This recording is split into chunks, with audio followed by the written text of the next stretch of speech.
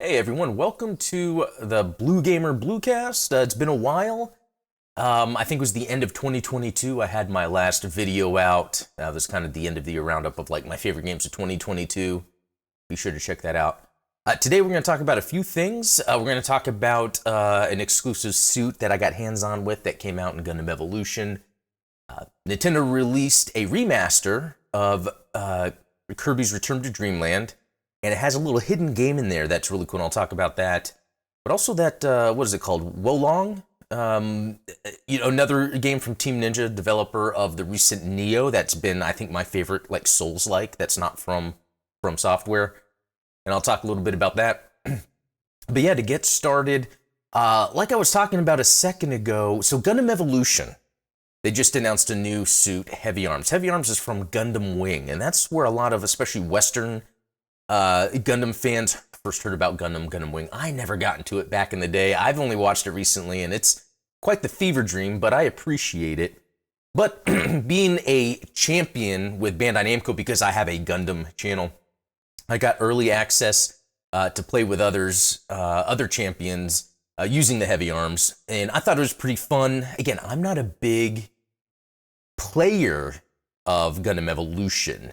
The thing is, it's not a bad game at all. It's actually really fun. I had so much fun when I was playing it. It's just, when I have time to play games, a game like Gundam Evolution is not something I jump into. In fact, I play a lot of Gundam GBO2, Gundam Battle Operation 2, which is free on PlayStation, coming soon to PC, and that might be March. I actually don't know.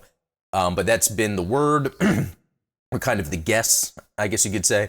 Whereas I actually played the network test back in January, got some footage of that. In fact, once the PC version of GBO2 is released over on my Gundam channel, and maybe here on Blue Gamer, I'll have a bunch of videos going up. I want to say like 5 or 6 videos of just gameplay tips in general, like, because there's so much depth to GBO2. So if you want to learn about GBO2, I think it's the Dark Souls of PvP, and I know Dark Souls has its own PvP, but Dark Souls is known for how good it is in that single-player campaign experience because of the deliberate combat, the pacing, and the fact that you can master these things, and anytime you mess up, it's your fault.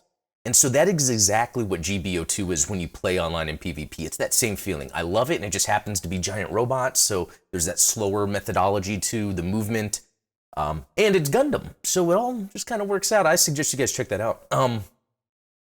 But next up, so, yeah, that was January. There was the network test. And, Nintendo released a remaster of Metroid Prime on Switch. I hadn't picked it up, though, and I think I'm going to soon. It's just I realized I had a whole bunch of other games on the Switch that I never completed. In fact, one was Bowser's Fury, the add-on to Super Mario 3D World. And I love Super Mario 3D World. I mean, and I like Odyssey a lot, but I feel like 3D World's like a proper 3D type of Mario that is just like how the 2D ones are just the same thing the whole time. It's like the same thing can be done with 3D World. 3D Land was on 3DS, 3D World's just a follow-up. And I see Odyssey as more of the cinematic experience of Mario, where you're kind of thrown into some new things and they really make it big. But anyway, I played Bowser's Fury on my emulator on my PC. The graphics are incredible. It's like I prefer that. But, I also appreciate playing on the hardware. So I had bought Yoshi's Crafted World back when it came out. My wife and I were playing it a little bit, and then I just kind of stopped. But then I saw, Metroid Remastered, Return to Dreamland Remastered, the Kirby game, and I was like, you know what, I need to beat Yoshi's Crafted World first. So yeah, a few weeks back, I spent a week playing a little bit every day, chopping at it until I completed it. Now, this is just completing the last boss. After you beat the last boss, it actually opens up a whole other world. I could go back and play, there's like actually a whole lot of content. But I decided to move on, and after I beat Yoshi's Crafted World, I bought the Kirby's Return to Dreamland. Originally came out on the Wii. I think I even had a special edition that even came with the other games, but you can get that now on the Switch anyway. But playing Return to Dreamland, it's just like another Kirby, which is fun. There's something about, again, like I was talking about the 3D Mario games of like the Mario 3D Land games.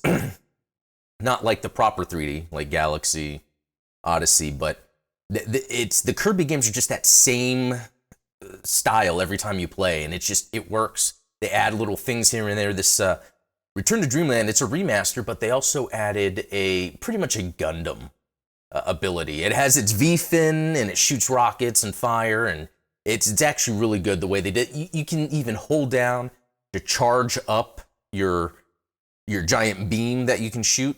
And then if you press one of the shoulder buttons, it then stores that charge, so then you can use it later.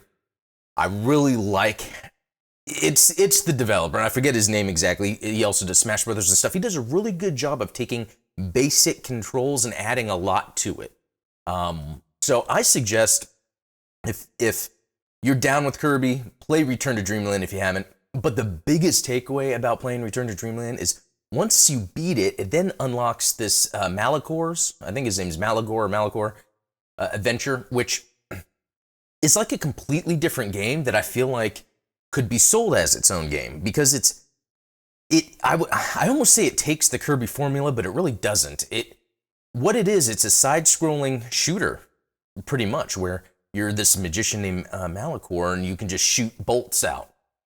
Now, the interesting thing about this, you'll play through a level which is about dodging enemies, killing them, getting these crystals or orbs, I forget what they are. The more you get, that's just your currency to upgrade. Because then whenever you beat a level and you go to the upgrade screen, there's like so many upgrades you can do right away. So the game has a quick pace of play level, beat it, bunch of upgrades, next level. The upgrades, though, these are not like incremental, a little more power here, a little more power there.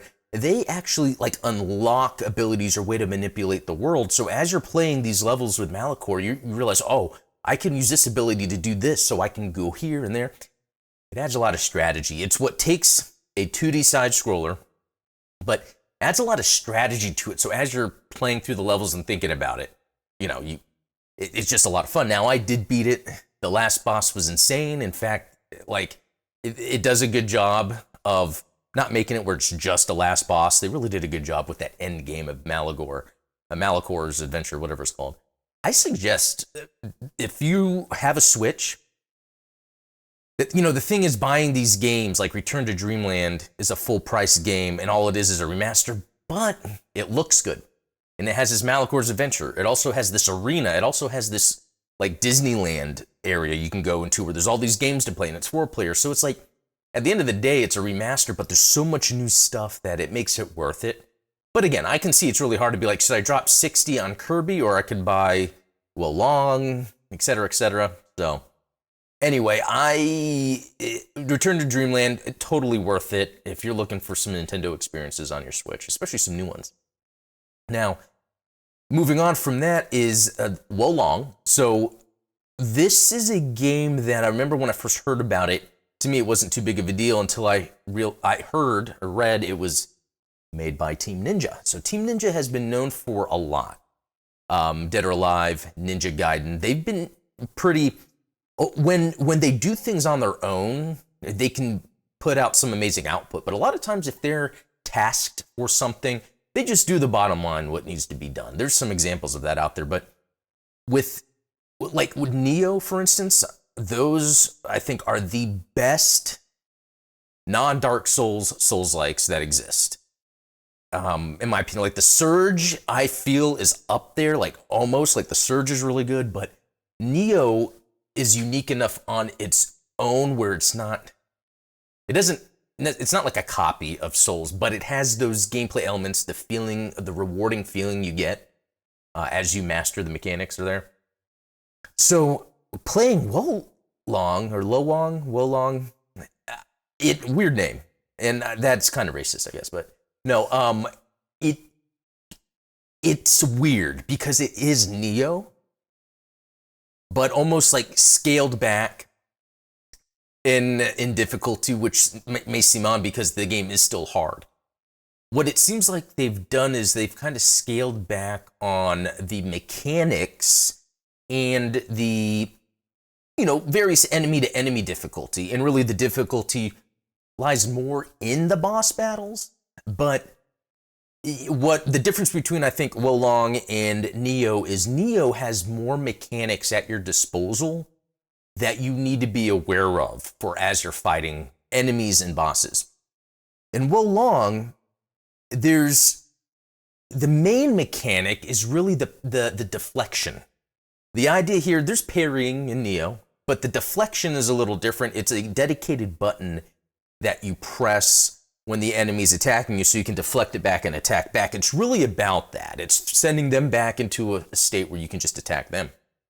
Just in Neo, even if you're deflecting or parrying, you then need to be conscious of the stance you're in, high, medium, low, the enemy you're against. There's some similarities, like with the elemental aspects. It's a little more obvious in Wo Long because it's like, here's a fire guy, use some water.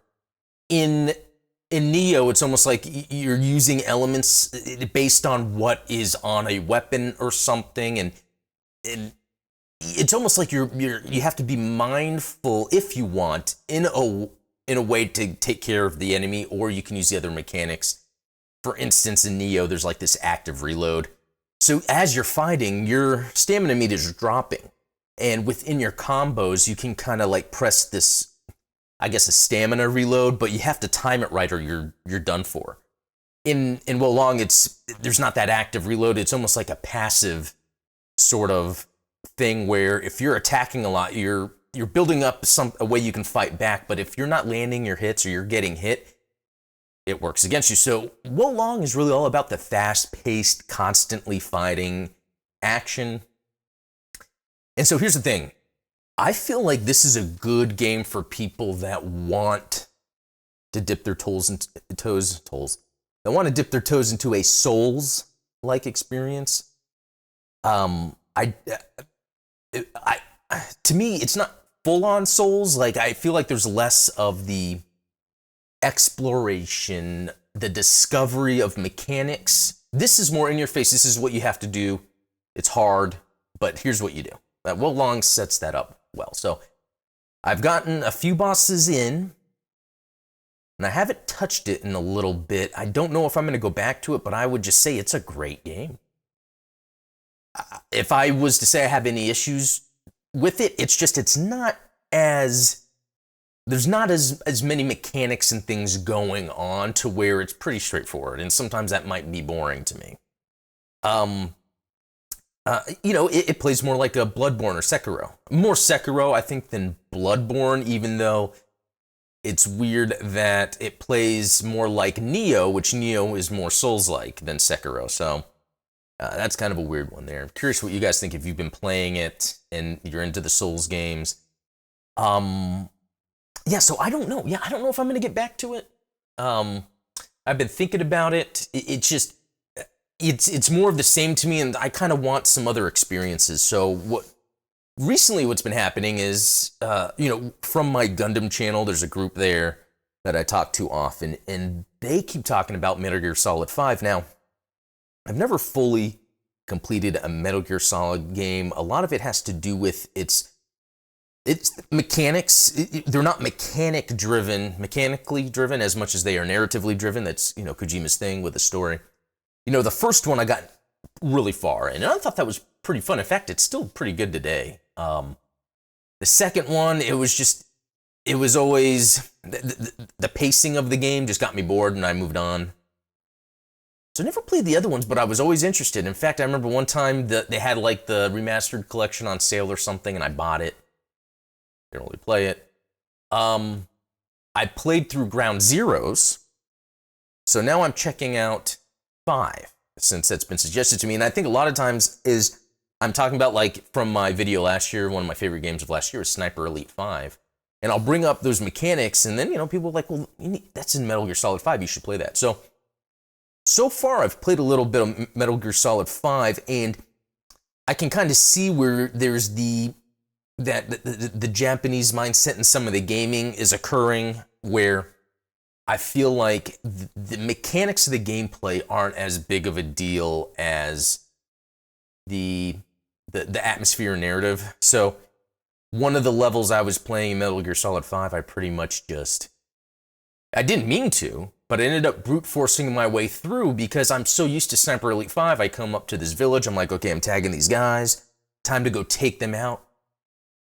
And it was like easy, but then what was interesting is they actually weren't dead. They were just sleeping, and then they'd wake up, and I'm like, okay, so a little different than Sniper Elite 5, because in Sniper Elite 5, when I come up and grab someone, I have a choice. Do I break their neck or do I put them to sleep? I love that option.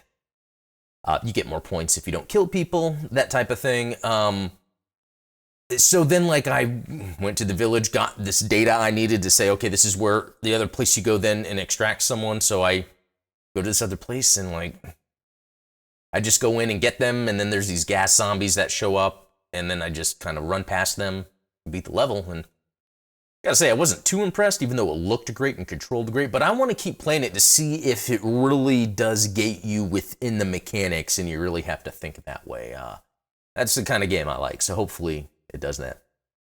Yeah, I'm trying to think if there's any other interesting gaming news or stuff I've been getting into lately. I know I've been following that Microsoft, Sony, Activision thing going on, and it's interesting to see where Sony is. They are in a spot where they were going for a while where they were really relying on the narrative-driven games, and I think that's kind of worked against them because, while they're good and people enjoy them and they get great critical response, it doesn't have the end result Sony needs to continue to move forward on their own and not care if Microsoft purchases Activision. The thing is, PlayStation is successful because Call of Duty is the vehicle for people to get a PlayStation. When the average person thinks video games, sometimes it is PlayStation, right? I know it's been interesting recently because the PS5s were hard to get for a while, but everyone was just playing on a PS4. And the Series X was hard to get, but the Series S was available, but people didn't want a Series S. Even though that's been actually selling really good. So I think what's been interesting that's been going on is Sony is realizing that even though they have these narrative-driven games, those are kind of like the marketing set pieces to get people into the PlayStation ecosystem. They are not drivers of like consistent growth because they've actually been losing subscribers. They had to revamp their whole PlayStation Plus subscription model because they were just not seeing the growth that Microsoft was seeing. And I think what Sony needs to realize they need to do is have more varied experiences other than these narratively driven games. Now, for instance, like God of War, great game, it's narratively driven. It is not mechanics gated because it's putting you on a path, and it's just like, yeah, these are the tools you use, but we're gonna push you through the story no matter what, because again, they have it built in. It's actually a mechanic within these Sony narrative-driven games to make it where a user or player is not necessarily stuck. There's systems in place to keep moving the game forward if that's reducing difficulty, if that's giving away hints. And I think it's cool. It's just like going to see a summer blockbuster, but it's not lasting and impactful. Like, I mean, look at Elden Ring. Look how that sold. That sold so well that they wait and what is it that, like, it was over a year before they announced a new a DLC, and a proper DLC, and that's not even coming until later. So it's very interesting that, like, the types of games that really blow up and are successful are games that are pretty unique and different. And I think Sony needs to get back to that. They need to be making those different games. Have a team that works on first-person shooters. And, they've got Bungie, but I think Bungie's there for the platform of the online play, or the battle pass system, the games as a service aspect. But yeah, they need to have that first-person shooter. Horizon, that's another thing that, if you look around the net, no one really cares. It's just that Horizon, again, is that cinematic narrative experience that Sony has. They're trying to just push that. It's almost like they're just trying to make it happen. And when I don't think it really resonates with people. But, it's interesting because then we look at what Microsoft did with Halo. And they effed that up. And part of me is like, well, what they're doing is, yes, okay, let's say that, what was it? 500 million might be a lot, but that could be how much the development cost was for Halo Infinite. But a lot of that was probably used for the infrastructure, for the cloud service part of it.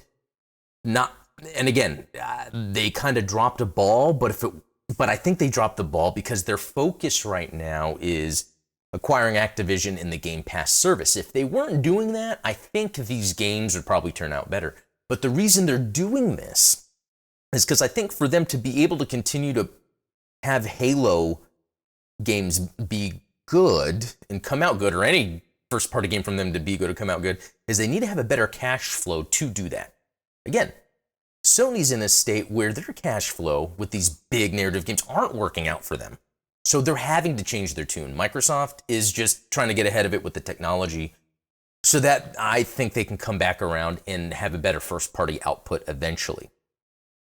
But we'll see. I think it's very interesting with Sony and Microsoft what's going on. Nintendo, and they don't have to care because their games sell great. They never go on sale.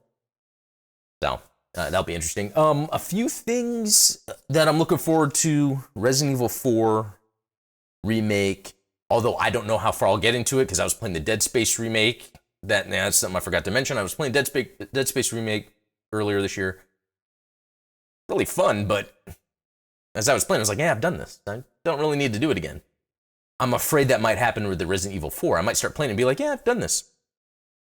And then Street Fighter 6 is coming out. I think that will be good. And then, yeah, Tears of the Kingdom before that. Yeah, I don't know what to expect. Tears of the Kingdom, is it a Majora's Mask style Zelda? Or is it a proper, just another open world Zelda? I don't know. We'll see. But anyway, that's all I got for this kind of gaming update for my channel. I kind of want to keep things going on my channel, even though I don't do it too much. Because really, a lot of my time is spent on the Gundam Explained channel. Check that out if you haven't. And you know what? The more success I'm going to have in Gundam Explained, that's going to help translate to the gaming side of things, so I can start pumping content out there. So anyway, guys, thanks for watching, and